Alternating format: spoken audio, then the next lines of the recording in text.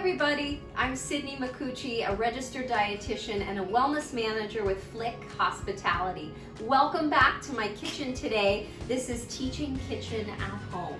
Today I'm excited to show you how to make a lentil sorghum power bowl. This is a perfect recipe for any time of year. It's healthy and hearty and colorful. This is a plant-based recipe, so we're using only plant-based proteins today. There will be no animal products or honey, so this is suitable for any eater, and you can always supplement or substitute with proteins or other ingredients of your choice.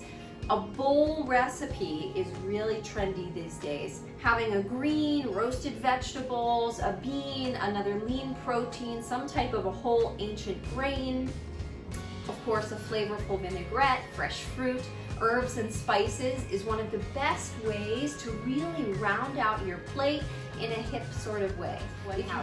Today, we're all allergen friendly. So I'm gonna introduce everything that I have in front of me. This is my mise en place. Make sure if you're following along that you have your hands washed thoroughly. I washed my hands before placing my ingredients on my table today. That's 20 seconds with soap and hot water, so make sure you're clean. In front of me, I have a few ingredients that I've prepared for you beforehand and others that don't require much chopping or preparation at all, so you could do them with me if you'd like to get your ingredients out while I speak here. I have green lentils, and these I've made on the stove. Lentils are a really nice legume. They're soft, they don't require any pre-soaking overnight, which is great for someone who's looking for a recipe to make quickly. You can buy canned varieties, but I always buy dry lentils because of how quickly and easily I can cook them. So I put a cup of the dry lentils into a small saucepan on the stove, filled it with water, so you want to use a 3-to-1 ratio, 1 cup of lentils to 3 cups of water. And if you can see behind me, I used a saucepan about this size. I filled it with water and the lentils. I brought that to a boil. After it came to a boil, you reduce the heat and you just let it simmer until the lentils are nice and tender. They won't typically absorb all of the liquid, so go ahead and taste one, make sure it's soft and tender, not too squishy, right? You still want it to have some bite and integrity. You can drain away using a fine strainer the excess liquid. You could reserve that for a stock or a broth if you chose to, or discard, and then you're left with some nice, beautiful lentils. I'm using a green variety today. You could use red lentils or yellow. Some of them cook a little quicker than others. I've noticed red lentils tend to be a little softer, so just keep that in mind. The other ingredient I've prepared ahead of time is my sorghum. If you're not familiar with sorghum, this is a whole ancient grain, and if you'd like to learn more about ancient grains, Bob's Red Mill has a great line of products they call Grains of Discovery, and you can find these in most traditional grocery stores. I have a Harris Teeter near me in the Baltimore area, and they carry a wide variety of Bob's Red Mill products. Sorghum is a wonderful whole type of grain that's suitable for a variety of dietary needs because it's naturally gluten-free. So this is a great option for individuals avoiding wheat or gluten. It's hearty, it's nutrient dense, and it cooks pretty quickly. Like most whole grains, they do cook a little longer than something like a white rice because they have the fiber and the germ still intact, right? We keep all of those beautiful healthy oils and fiber and minerals inside the grain when we leave it in its whole form. So I prepared this today in my Instapot, which is a multi-cooker. You could also use a crock pot or on the stove. Just know that the time difference in cooking will vary depending on the method. What I like about Bob's as well is that they've updated their cooking instructions on the back to include not just stovetop or a slow cooker, but also a multi-cooker because of all of the people using Instapots now. And if you can see in the background, That's what I use today. I find it's quick and easy. I make a lot of my whole grains in there so that I don't have to wait an hour for them to boil on the stove. So the same ratio of water applies to my sorghum. 3 cups of water or broth. You could use a bone broth or a chicken stock or a vegetable stock if you'd like to add some additional flavor and nutrients to your grains. And then I put it on high pressure for 30 minutes. Make sure the pressure release valve is closed and you'll quick release it when the 30 minutes is up instead of letting it naturally depressurize. You'll notice that all of the liquid does not get absorbed into the grain. You didn't cook it wrong. That's okay. You're going to drain it just like you did the lentils using a strainer. You can discard the liquid and you're left with the cooked sorghum seed. If you can see it here, it doesn't look noticeably different from the hard and dry version. It's puffed up just a little bit, but it doesn't crack open like some other grains tend to, and it still has some bite and chew. You can cook it longer if you prefer, but that 30 minutes on high pressure and draining away the excess liquid was a pretty perfect ratio. So Bob's got it right here. So I made about a cup dry of my sorghum, which will yield at least 4 servings, and I made a cup dry of my green lentils. So if you want to prepare those ahead of time, you can make them and store them in your refrigerator to use for another day. You could make them in the morning so that you have them ready for your lunch or dinner that day, whatever works for you. But no more than 30 minutes for the sorghum or the lentils. I made them simultaneously to wrap up the process here. The other thing you'll need to prepare ahead of time is some roasted garlic. So you'll notice in the recipe for the dressing, we're using whole garlic cloves, but they've been pre-roasted. So that affords a little extra flavor, some caramelization of food, and browning really enhances the flavor. It might make it a little more nutty, more flavor rich. So if you're used to using raw garlic in a dressing, you can try roasting it to see if you care for the flavor. It's gonna soften a bit. And if you see in front of me, I have 2 cloves. They're pretty brown, so you don't need to make them quite as brown as I did if you don't prefer. But I turned my oven to 425 degrees. I peeled my garlic cloves and I placed them on a clean baking sheet with just a little bit of olive oil to prevent sticking, and I baked them in the oven for between 10 and 15 minutes. I turned them once so that the underside didn't get too brown, and that's it. They smell really beautiful and lovely, and you can eat roasted garlic. It gets a little bit sweeter and more delicate, less biting than it is raw. So that's all of the pre-preparation that you need. Everything else is raw. Our vinaigrette is super quick, so we're gonna make this all together today on the video instead of some breakaways, because I have my grains and my lentils already prepped for you. So the other ingredients that I have raw in front of me are fresh cherry tomatoes. We're getting to tomato season, so make sure you check out a farmer's market if you don't grow your own, to support local and buy from your immediate community. These are really tasty and sweet now.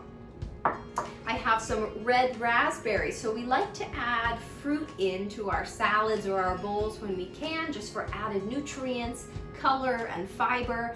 Berries are one of the best fruits for your body, for your immune system, for the brain. They're relatively low sugar, they're high in phytonutrients and antioxidants. They've got some fiber. So raspberries are one of my favorites. That's in your recipe today. So I have some fresh organic raspberries. That was my preference today because of how delicate berries are. If you have access to organic, I would suggest you purchase those, especially for your berries today. You could substitute with whatever you like. Blueberries, blackberries, if you want apple, something like a stone fruit a little later in the summer might also be tasty. Fresh arugula.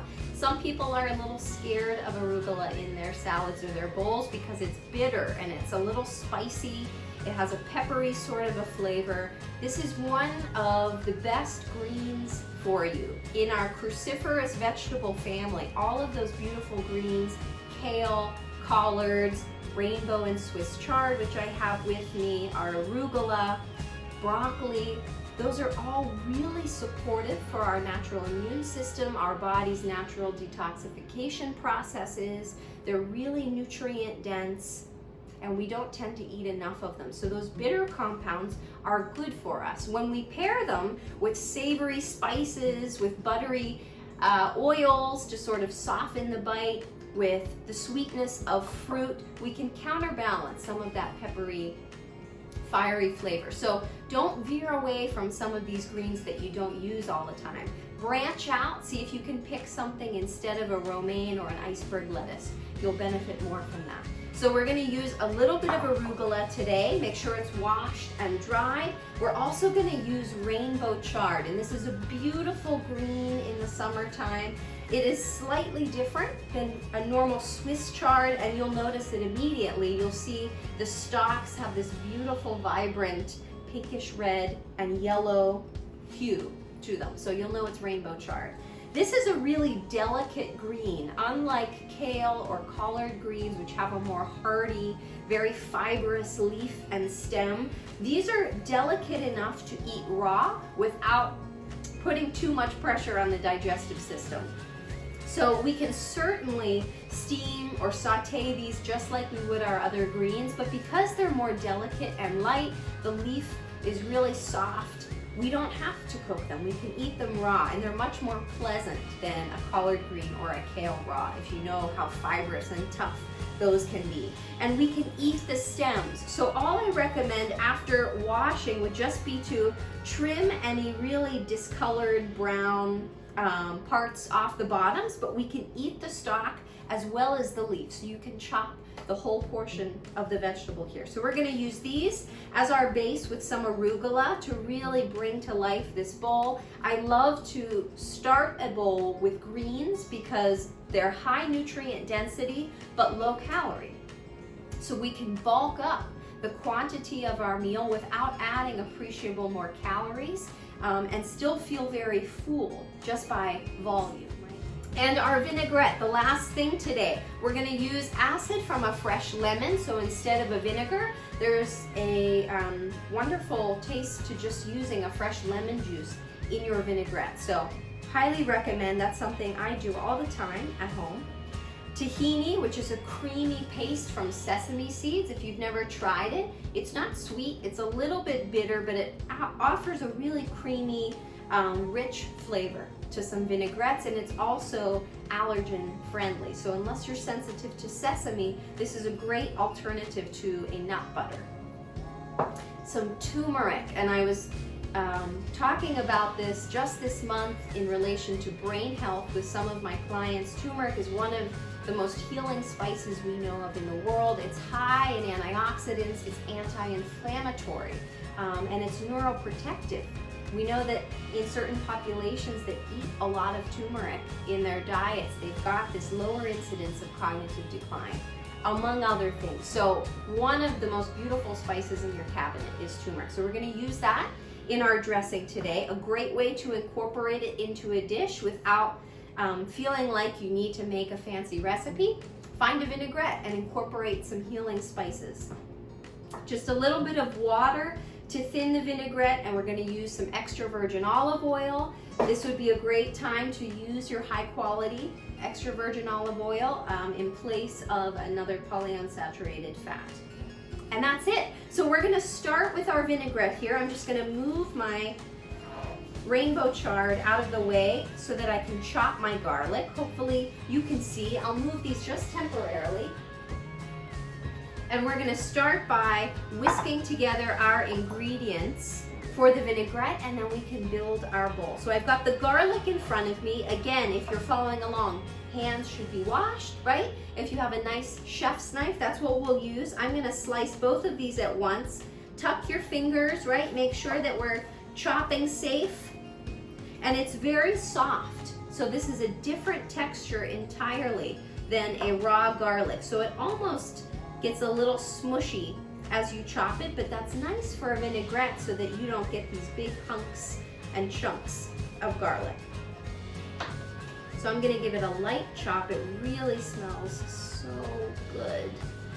And if you're not familiar, the act of chopping or smashing the garlic actually helps activate the therapeutic compound in garlic, which is allicin. So it's a good thing to chop and mince your garlic. Perfect. So that's all I need, a quick mince, and I'm gonna put it in my bowl. Be careful getting every little piece off your knife there. Awesome. I'm gonna slice my lemon. If you have a juicer, this would be a great time to use it. I always get seeds in my food because I end up just juicing by hand. You could put a little cheesecloth or something under the lemon when you squeeze it to catch any of the seeds. I tend to just do it over my hand. Minimize equipment. You don't need all of the kitchen gadgets. Some are very useful, some you can certainly go without. So we'll make the best of it. I need about a tablespoon of my tahini, so make sure you stir it well. It tends to settle to the bottom and the oil comes to the top when it's in a jar. But it's nice and creamy. If you can see it, it's almost the consistency of a peanut butter, a smooth or a creamy nut butter. And I need a couple tablespoons of my extra virgin olive oil. I use my same measuring tool here.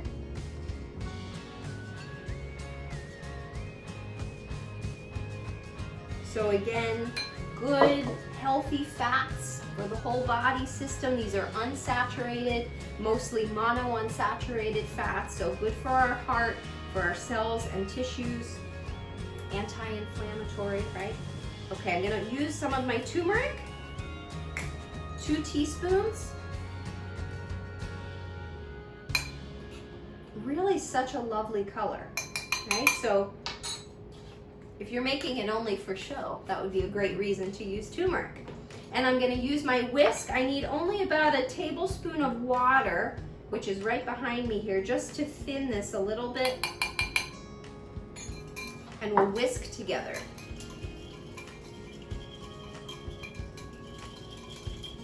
It's a really beautiful golden color, and I was not intentional about my matching today, but look at that. I am gonna add a little bit of salt and black pepper. So if you're familiar with the active compound in turmeric, which is curcumin, we actually need some compounds to better help our body absorb it. And there's a compound called piperine or piperine in black pepper that helps our body to absorb and utilize the curcumin. So anytime you're using turmeric, I always recommend adding black pepper. We also need some fat to help absorb the curcumin as well, and that's just the active therapeutic compound in the turmeric that has all the health benefits. And there's fat in our dressing, in the olive oil, in the tahini, so we're covered. So pepper to preference, salt to preference. You can always add more later. So I like to say, start with just a little and then add more as you go. So beautiful color. Let's give it a taste. Very tasty. I like that. Okay, so we're gonna chop some of our greens here. In order to build our bowl, I'm just gonna use a few leaves because I'm gonna make one example, so I'll put the rest behind me. And I'm gonna begin by just chopping the stalks off here to make this a little bit easier, so I can chop these separately. And what I'm gonna do is layer the leaves on top of each other,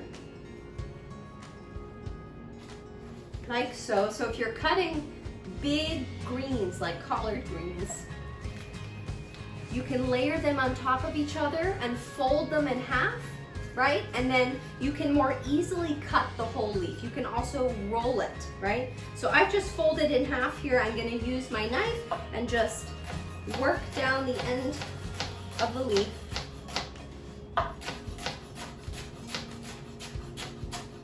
Perfect.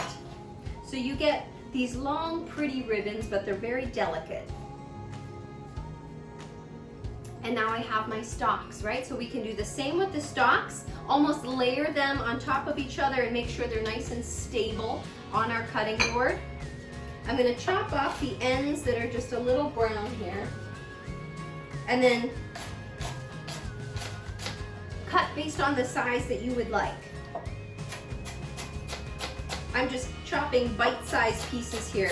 They're almost reminiscent of celery in their size and texture. So if you prefer to have a big chunk, perfect, or you could cut into small, more bite-sized pieces if you can see those. So that's it, very quick, not hard to chop. Bring my bowl back here and we can build our bowl, so that's it. This is so easy, guys. A bowl is a rotating staple in my house. I love how creative we can get and how beautiful they turn out in the final product. So I'm gonna put sort of a big heaping handful of my rainbow chard at the base, and I'm just gonna use all of it here since I chopped it. Because of the calorie content of these greens, you could use much more than that. If you prefer, you could use less than that, really based on preference. So it's a really greens forward bowl. Beautiful. I'm also going to add my heavier ingredients. So when you construct a bowl, I often like to push some of the greens to the side so that we have them coming through to the top so we see their beautiful color, and then add the heavier ingredients at the bottom so that they don't weigh down a lot of our lighter ingredients. And I'm going to use about a half cup of my sorghum. This could be warm, it could also be room temperature or cold. So this has been cooling for a while, but a warm grain bowl also tastes really nice. So you could use these right after you've cooked them, and that would be really tasty. So a half a cup of each of these, my lentils and my sorghum, and there we have a really dynamic duo, a whole grain and a legume. So we get the amino acids and the protein from each the grain and the legume to make a whole amino acid profile, which is what some of our vegetarians or vegans consider when they're building a plant-based meal. I have some cherry tomatoes, and if you'd like to keep them whole and pop them on top, you can certainly do that. I'm just going to go ahead and slice a few of these in half. I like half of them in one bite, so it's not so much tomato at once. I also think they look a little prettier cut in half. And a handful of berries. Again, you could use about a half a cup. We're doing similar amounts of all of these ingredients today. I'm going to pull some of my greens through so we can see. Lovely, so pretty. And then we end with our dressing. So because this is a little bit thick, I'm actually going to add a squeeze more of my lemon juice and just a touch more water. Grab my whisk, just so I can more easily pour it. There we go.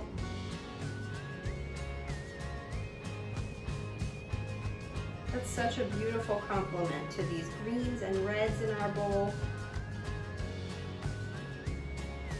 Beautiful. And if you're making this at home and you'd like to top it with some seeds, something like a sunflower seed would be really nice. You could also use sesame since we've used some tahini, red pepper flakes if you want a little bit of heat or spice. If you're looking for a little more fat, you could add a sliced avocado. That would be delicious and nutrient rich as well. Look how pretty, all right? Quick and easy. This is a perfect lunch.